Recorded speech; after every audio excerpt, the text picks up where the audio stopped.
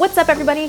So even though I had nearly 5,000 hours of clinical experience across 4 different agency settings by the time I finished grad school, I was still completely freaked out by the idea of doing my first intake in private practice. With no one handing me a systematized intake process when I started private practice, it just felt like this giant black box with the potential of making so many mistakes. So in this video, I share some tips to help you prepare for your first intake in private practice. Welcome to Private Practice Skills. I'm Dr. Marie Fang, psychologist in private practice. I post videos offering tools I learned the hard way about starting and growing private practice so that you don't have to. So part of the beauty of private practice is that within the laws and guidelines of your governing board, you can create your own system. And even though that's one of the main reasons why I love being in private practice, that degree of freedom can also feel really scary. I mean, how the heck are you supposed to figure out how to create your own intake process? Now be sure to check in with your specific governing board to make sure you include all the required components of the intake process. But with that said, these are all the components I include in my intake process, so feel free to tweak them and make them your own. At this point, nearly all potential clients make their initial contact with me through email.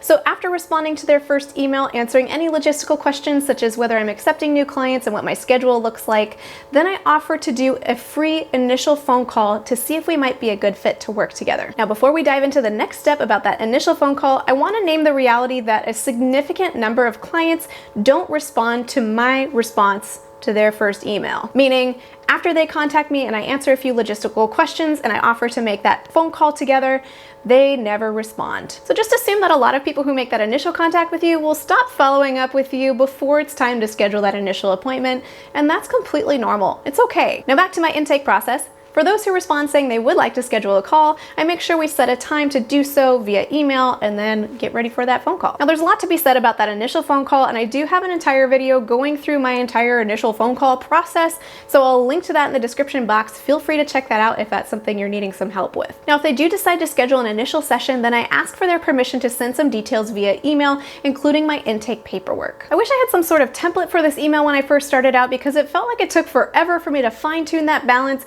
of being clear about what to expect and all the information about our appointment without it feeling like an overwhelming dump of information. To help you get the ball rolling with your email, I linked below to a free template of that initial email. Feel free to take a look at mine and tailor it to your own needs. I really think having this email helps mitigate no-shows because it lays out all the logistical information clearly and offers an opportunity to know what to expect when the client arrives. Laying out these details in advance makes it more likely that they will show up to the first session because they can kind of picture what it's going to be like. During that initial call, I also ask for their permission to input their phone and/or email into my HIPAA secure online scheduler so that they can receive email and text reminders about our upcoming appointment. I've linked to a couple of options for HIPAA secure online schedulers in the description box. I really think it's helped reduce my no-show rate for all sessions, not just the intake session. Here are a few ways you can have your clients complete that intake paperwork. Have the pen and paper forms available on a clipboard in the waiting room so that the clients can arrive a few minutes early and complete it before their intake session with you. Send the forms as an email attachment for the client to print and complete in their own time, or you can use HIPAA secure EHR software like TherapyNotes to send clients a link to fill out your forms online. Once clients arrive for the initial session, I make every effort to greet them a few minutes before our session starts, point out where the restroom is, and offer them some water if they'd like some. I really believe that those first few seconds when a client arrives into your office are really important.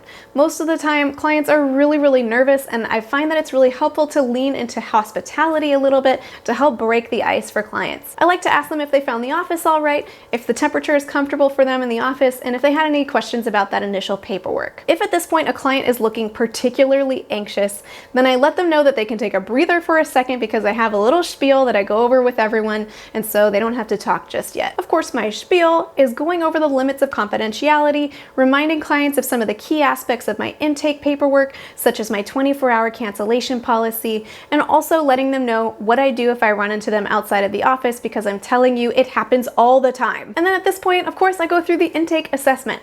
Now this is based on your own style and training.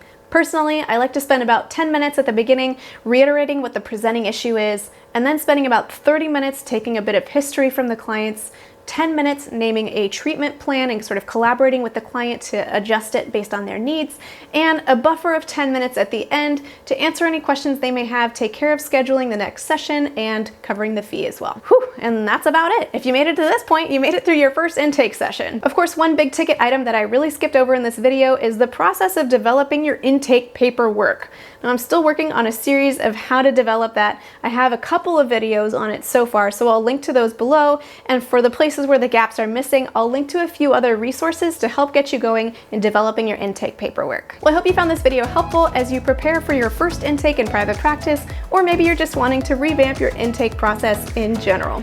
Now, I've linked to that email template that I talked about before in the description box, and let me know in the comments also if there's anything you include in your intake process that I didn't cover here. And until next time, from one therapist to another, I wish you well. Today's video is brought to you by TherapyNotes.com. TherapyNotes helps with scheduling, notes, and billing so that you can spend more time with your clients and less time on back office paperwork. Click the link in the description of this video to get 2 months to try it for free with no commitment.